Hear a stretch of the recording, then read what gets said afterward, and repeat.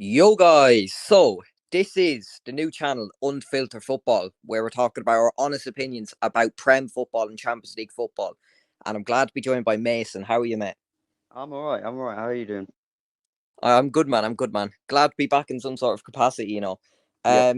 Just in general, what we're going to be talking about is obviously the Prem fixtures. There'll be watchalongs, there'll be breakdowns, they'll be reacting to things such as news as like bad officiating and things like that. If audio gets brought out against VAR decisions, etc., etc., United videos, transfer videos, things like that, and everything in general. So you want to get subscribed, so you're here on the weekly, basically on the weekly. I think everyone will enjoy it, to be honest, Mason. I think everyone will. Yeah. Well, everyone will. The new start. Glad to It's a have you new. back in some capacity. Yep. It is good to be back. It is good to be back. We'll be getting more people on the channel, lads. We could be bringing back call-ins, etc., etc. So stay tuned for that, and like the video and comment what you'd like to see, and yeah, just basically give us feedback on what we could do better, what you want to see. So, first thing I'd like to get into is biggest overperformers in the Premier League this season. So first, we should just say who we think are the biggest overperformers. I have West Ham. Who do you have, Mason? To be honest, over performance wise, I've got. I know this is probably gonna. Everyone's gonna say this. I've gone with Aston Villa because the reason why I've gone for Aston Villa mainly is because yeah, I put them seventh or sixth, but did I expect them to be in a Champions League race like sort of in the start? No, I really didn't expect it with to maybe lose a couple, but the fact that they're in a Champions League race and the way they're playing football, people say Emery's a defensive manager and this and that, and from what I'm seeing, Emery's not been really that defensive for Aston Villa this season. They've been really attacking and all that, and they're looking a threat. And I wouldn't. I think they have overperformed in my opinion compared Yeah, that's to actually I can't fault that one bit. I think Aston Villa, we've just seen them absolutely slaughter Brighton about a week ago, and you're exactly. looking at it like Aston Villa are a real team. Like if, for example, for our team United that we support, I'd be worried going to Aston Villa. I'd be worried. I wouldn't expect a result out of that. I think it would be a very tough game. Yeah, absolutely. And they beat Newcastle. I think yeah, they beat Newcastle as well. So, oh no, they lost to Newcastle, didn't they? They No, no, do one, do one. Oh yeah, they did win. Sorry, my brain's gone dead. Yeah, they beat Newcastle. That's what I mean. They're winning the big games, and I think big teams are going to be in trouble this season against Aston Villa, with and especially the players they brought in is fantastic. They've just got great recruitment. Musa Diaby. Great coach. He knows a lot about Europe, of course, and he's managed in the Premier League before. So I think Villa are looking promising compared to what they were when they first got promoted in the Premier League. So looking at them now, they've definitely overperformed, in my opinion. Yeah, I can see that point of view, to be fair. But the reason I've gone with West Ham, I think, is just nobody expected West Ham to be challenging for those top positions after last season. They finished 14th. Of course, they won the Conference League. But let's be honest, the Conference League, for West Ham, it would be a massive trophy. But other teams will look in on that and say, is the Conference League really a big trophy? No. I think they done well in the tournament, but at the end of the day, they didn't do well in their domestic form. And this season, people are looking at it, they're losing Declan Rice, and you think, right, they're going to collapse, they're going to fall apart. Alvarez has been absolutely fantastic for them. He's Absolutely. exactly what they needed. Honestly, I think he's better than what West Ham fans could have expected. Ward Prowse is signing, and I'll get back to it later, but Ward Prowse has been some signing. I think Jared Bowen has been very, very, very good. I think Kudus looks to be a very, very good signing that big teams are going for. People are forgetting. He could have went to Brighton, but that fell apart. Arsenal were looking at him. Exactly. And the fact that West Ham have went and pinched him off those teams is pretty amazing to me.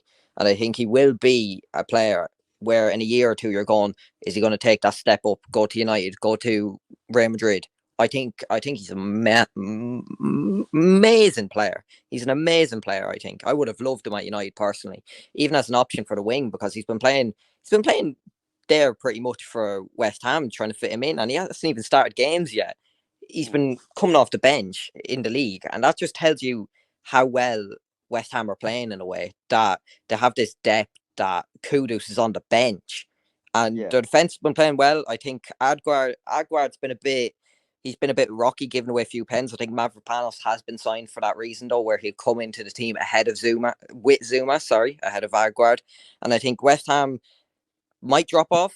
I think there isn't a doubt about that. I think if Alvarez does get injured, there might be a slight concern about that because I don't think Kudus, Suchek is a yeah, CDM. In my opinion, I think he's more of a box. We're seeing that from his scoring abilities, yeah, and yeah, I just think West Ham have had a very good start to the season. yeah, absolutely. And I think with the defense situation, I don't think their defense last season was even bad. It was mainly the attack, and we've seen this season. And I agree with you. We've seen a difference with West Ham. Their attacking has been better this season. They're scoring more goals.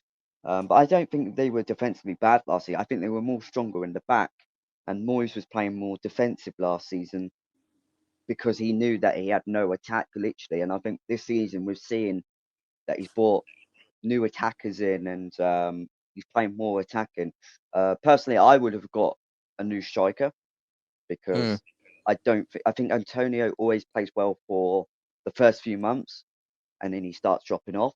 So maybe they could have got that, but I think yeah, definitely. I think West Ham have overperformed that definitely, and I pinched them to get 14th, 15th to be honest, but Mm. they have overperformed and yeah, they have played really well. Yeah, I've a West Ham friend who's a problem with Antonio as well. A lot of Liverpool, not a lot of West Ham fans are having kind of this situation where Antonio's not performing, and they were looking at it and going, right, maybe we should have got an issue from Sevilla who they were linked to in during the window. But yeah, honestly, on to our underperformers, Manchester United. You know what? Besides Man United, which I know, I'm going to have to go with Brighton. Oh, yeah, I'm that's going to have to go with interesting. Brighton. Newcastle was in consider, but I think Newcastle recently have gone back. They're playing better. With Brighton, the situation is Brighton this season, they play good football, but, you know, they haven't.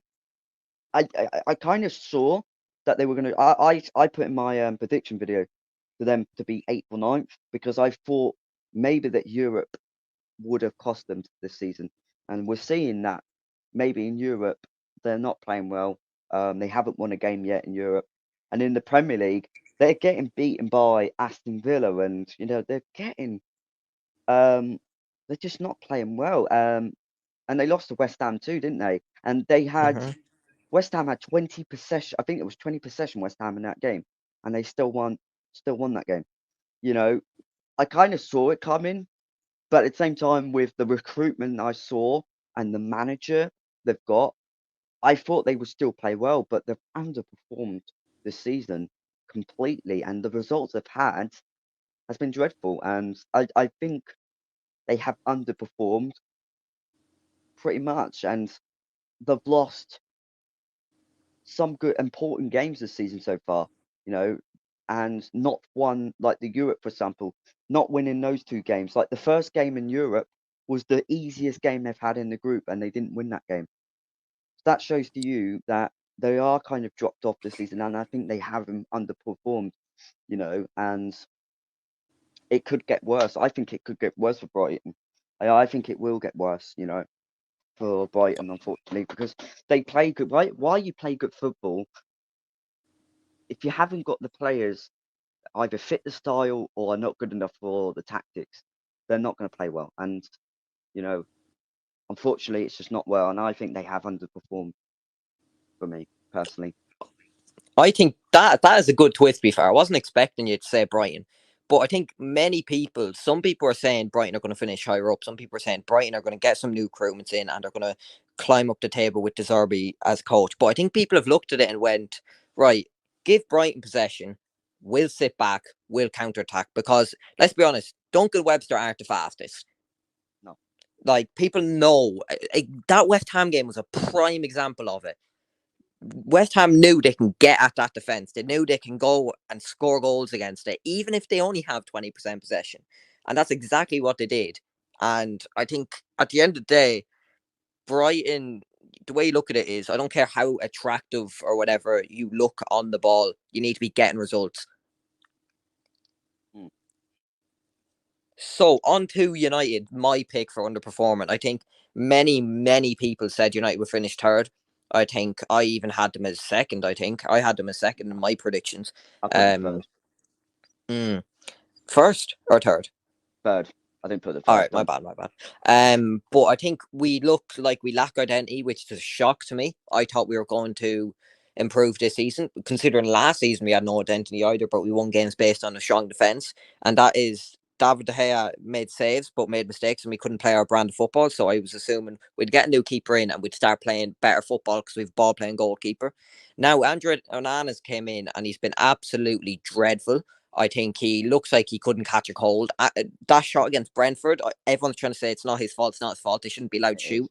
But your defense should be stable enough that they can trust in their goalkeeper to save shots on target. Whereas we look like anytime there's a shot on target, I'm worried it's going in. But Mm. this is not. It's not just Onana's fault. I'm not blaming Onana for this season. I'm blaming the fact that even if we don't concede goals, we are not scoring goals. We don't look like scoring. Rashford looks miles off the pace. He He's moans, he selfish. flaps his arms about whenever he doesn't get a pass.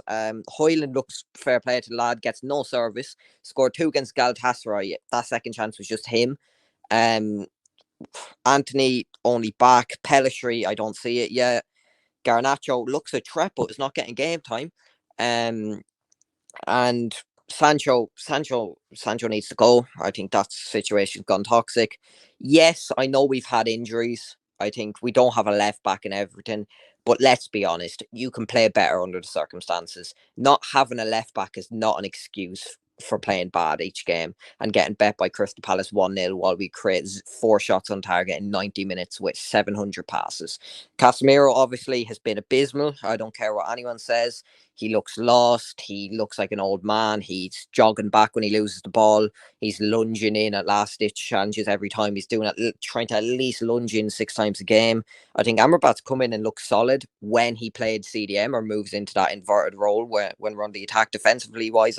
When he was playing left back, he wasn't good because he's not a left back. I think Bruno, it's going under the radar. He's been very poor. He's been ghosting in games, and I've noticed him at times where I don't even know where he is on the pitch, and he's not being a leader.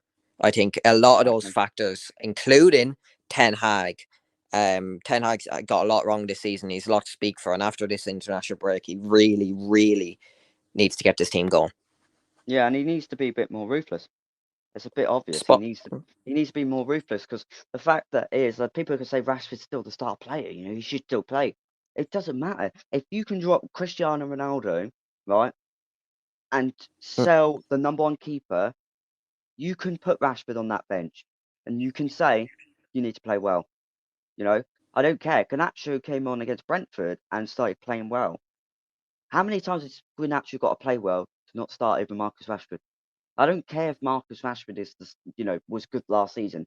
We're in a new season where we've got to play well and better.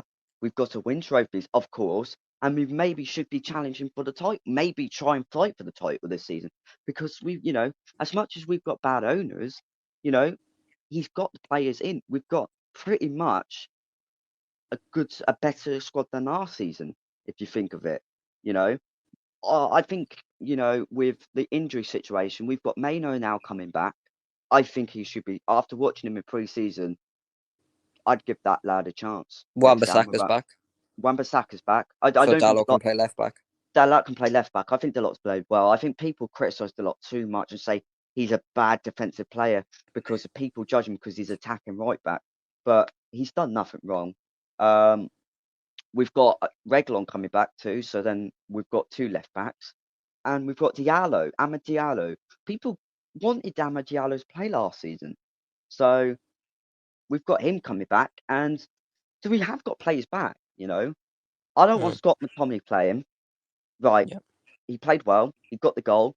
But maybe we should play him at striker. Because this is the thing about Scott McTominay is he could strike the ball. That's all he can do. He can strike the ball. Of course, he's tall, but he can strike the ball, though. He can shoot. He can score a goal. You know, why can't we just do something? Why can't we coach these players better? And I think Ten Hag is at fault, and he hasn't been great this season. he hasn't been ruthless enough. And yeah, I think we have been underperforming. Onana, I think, hasn't played well. I wanted Onana, but the fact is, right, he's done absolutely terrible. Um, I don't care if last season he had the highest shots. It's, again, like I said, we're in a new season where we start again. You have to continue the form. We can't. We've not continued that. I think Mason Mount's looked a bit more promising the last few games. I think he's looking. I think he's looking better than Bruno personally, and I don't rate Agreed. Mason Mount. I don't rate Mason Mount. I've always said he's overrated, but he's played better. Um, and I think Amrabat, yeah, he's better than a CDM. You know, he is more of a CDM. Not saying that his debut was bad. I think he was good in his debut in the left back, but the second game, he's not a left back. He's more of a CDM. And there's no excuse, though, with Casemiro. The situation with Casemiro is we've all said put him next to Amrabat, he'll play better. We put him next to Amrabat against Brentford, and he still didn't play well. You know, I think we have to sell him next season and get a young, promising save, a better, younger, faster CDM than Casemiro. You know, I'm he done well last season, but this season he slowed down. You know, that's the same with Ericsson. You know, they both slow down. That's the thing. They both slow down, and you know, in the Premier League, you need pace. It's one of the fastest leagues, so you do need fast legs in the Premier League, and they haven't got it. You know, and for Bruno, just to quickly on Bruno, I think people need to mention his captain, his Mm, leadership. There is no yeah. leadership on that pitch. You know, Rafa Varane's a leadership, but the thing about Rafa Varane is he's literally made out of china glass. He breaks easily. He's injured all the time. Like, and then we're forced to have Lindelof, who, don't get me wrong, I like Lindelof as a backup, but to play him consistently, no. Like, I don't want him to be our consistent centre back. You know, Martinez is injured again, so we haven't got him to Mm, December. Harry Maguire, okay, he had what, one decent game. Is he going to be that? Is he trustworthy? No. Johnny Evans, okay. What's he done wrong apart from the Arsenal game? Okay, the last two games he did all right, but again, he's slow. You know, yeah, it's exactly. underperforming, and just there's a lack of management, a lack of leadership, and this lack of mentality at this club, and that's why we're underperforming. Spot on, mate. Spot on. I 100% agree with that. I think we have similar point of views of it where the Glazers are awful. We all want the Glazers gone, but you can do better under the situation you're in. And I think even if you put David Moyes in the situation Ten Hag is in, I'm not saying Ten Hag is not as good of a manager as David Moyes. Not saying that. But if you put David Moyes in that situation, I think he's going to be doing better under the circumstances with the better players. Right. Do we start with best or worst signing? I don't mind, pick any. Best. I'm going Ward Prowse. Really? Okay. I'm going with Mm. Madison. Mad. Oh, how have I forgotten that? Yeah, No. I'm sticking on my corner. I'm yeah, sticking on my that's corner. fine. I'm going with Madison. I think Madison has. I think people were doubting him because he went to Tottenham. A lot of people were like, he just got relegated with Leicester, but they forget, even if he got relegated with Leicester, he was the most important player for Leicester with Harvey Barnes. Him and Harvey Barnes were the most important player last season. Um, he's always been fantastic for Leicester. I've always rated him. I think personally United should have got him, but we didn't. Um, he's just the way he plays, the passing, the dribbling, the confidence on the lad. He's just fantastic, you know. And it's not easy. I'm telling you now, it's not easy going from Leicester to Spurs because I get Spurs didn't win as much trophies, but they get top four all the time. They play more Europe and stuff like that. You know, there's more mentality, harder to play at Spurs than there is at Leicester. And he's just fitting so well. He's created so you can see the difference from spot. Son has played so much better when Madison's come in.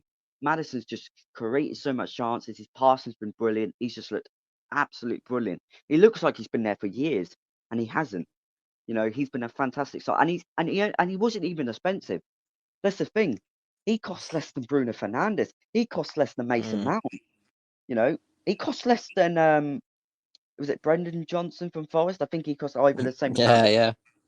and he's done fantastic. You know, his value is going to go up completely. You know, and I think he has been the best signee, and you know, I don't think there's someone. There might be a few that's close, but not as close. I think Mount has been the best. Absolutely revolutionised West Ham's midfield. West Ham did not. West Ham's problem last season was they didn't have a creative midfielder. Benrahma has no end product, if we're being honest. And Fornals, he was on his way out, even though he's still at the club. He wanted to leave. Didn't really look like his head was in the game. Let's be honest. Even just people are saying, "Oh, set pieces." It's not just that. His passing is absolutely exemplary. He got an assist for Antonio. I think it's from his own half, and Otani. I forget who he scored against, but Antonio scored a lovely banger from outside the box, just outside the box, from a Ward-Prowse pass. And I look at that and I go, "That's a midfielder that you wouldn't have thought played for relegation Leicester or Southampton for about 8 years." It just he is some signing. I rate him so highly. Even Liverpool were interested in him, but West Ham got him in the end, and I think it just West Ham. Tim Steidten has done a great job for them. I think all of their signings look like they're going to be massive for them. Really, I think obviously Mavropanos, not had the greatest start, but he will bed in, and he will. We have how good he is. Alvarez, I've already spoken on him. Brilliant player. Ward-Prowse, obviously speaking on him. Kudos. I think just overall, Ward-Prowse is set into that team, and he's a creative machine from that centre mid position. Absolutely. Worst signing. It was actually. I'm not going to put on Anna. People would say put on Anna. I am not putting on Anna because realistically he'll be fine in 3 months. Moises Caicedo. Okay, you've gone with Moises Caicedo. Okay, I'm gonna go with. I know this is probably going to be the most common, but I'm going to go with Kai Havertz for me personally, because one penalty for 70 million is not good. The fact is, right, I don't get why Arsenal bought him. I don't get it. He's never going to play Odegaard. He's not a central midfield. He's not a striker. What can he do? And he hasn't done anything for Arsenal. And when he's played, by the way, he's made Arsenal look worse. You know, I see, Arsenal fans are, people saying give him time, but Chelsea fans have been saying for years, this guy's not special. This guy's not special. At Leverkusen, he was a baller. He was an absolutely baller. But since he's come to England, it's been terrible. I don't know how he's gone. He's still at a Champions League club. I have no idea. But he has been awful. One penalty for 70 million is terrible. He doesn't create chances. He's just awful signing. In my opinion, he's been the worst signing. Yeah, I just think he's been awful. I think he's been the worst. I think Havertz was in my mind, but I think the reason I think Caicedo is for a lad that's only been, how to put it, proven for last year, and to pay that price for him that they did 100 million, and he's looked absolutely lost. He hasn't had a good game yet. I think it was against their most recent game I seen, and he had like 7 passes in a half as a centre midfielder, and I was like, what? How are you playing in midfield and only getting 7 passes? He looks lost. He looks like he's never played in midfield before. Doesn't look like he's played at a top level. I think he looked very good at Brighton, but is he just a system player? We don't know. But the problem is, if you're spending 100 million on someone that young, they need to. I will always say this about 100 million. Mudryk, Anthony, Nunes was a bit less than that, but players like that, they need to come in and hit the ground running. They need to be signings that bed into your team straight away. Declan Rice and Bellingham and Harry Kane do that for their respective teams, and Casitas just doesn't. You'd go and you'd start Gallagher ahead of him. You would have kept Loftus Cheek with the way he's playing. I just think it's awful recruitment for the price, to be honest. Maybe 40 million, give him time to bed in, maybe sign a senior midfielder with him. Because even at that, Enzo Fernandez hasn't hit the ground running. I rate Enzo Fernandez, Yeah. but if you're having such a young midfield where Enzo Fernandez is the most senior player, if Lavia, Caicedo and him are the midfield, you need a bit of seniority in there. And the fact that they've gone and spent that much on Caicedo is just mental to me. Yo guys, that's the end of the video. Hopefully you enjoyed the first Unfiltered Football video. Big up to Mason for coming out and doing the first Unfiltered Football video. Hopefully you enjoyed. Like and subscribe. And yeah, see you in the next one.